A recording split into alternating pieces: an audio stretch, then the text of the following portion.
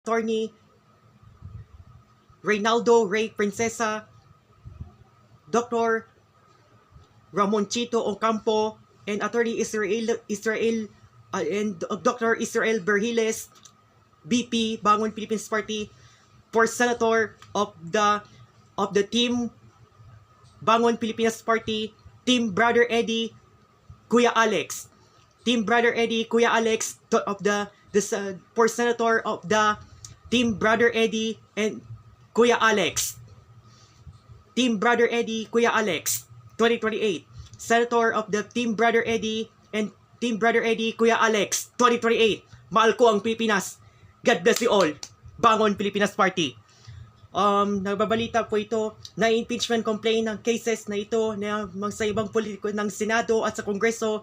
Si BP Inday Sara Duterte na impeachment complaint kay ni BP Sara Inday Sara sa mga po ng mga nakikinig sa kay Senador, nakikinig na po si Riz Ontiveros na impeachment complaint ni Vice President Sara Duterte. Nakikinig po na sa mga politiko sa Kongreso at sa Senado at sa OBP. Nakikinig po ito. Diyos ko! Naku po, BP Sara. Putang ina, lagot ka. Sinungaling yan. Hampas lupa yan. Hampas lupa yan si Riz Ontiveros at Antonio Trillanes para presidente at vice-presidente. Hay naku po! Diyos ko! Putang ina talaga, Risa.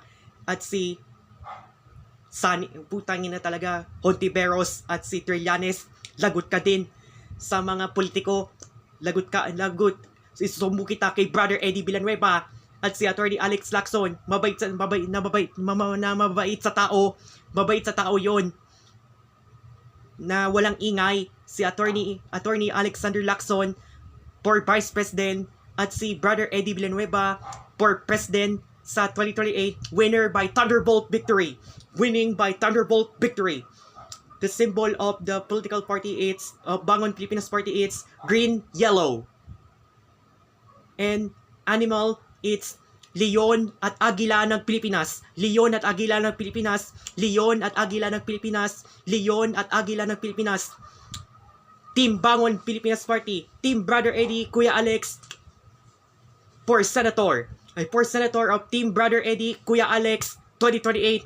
Coming this 2028, Philippine general elections and Philippine presidential elections and Philippine vice presidential elections and Senate elections and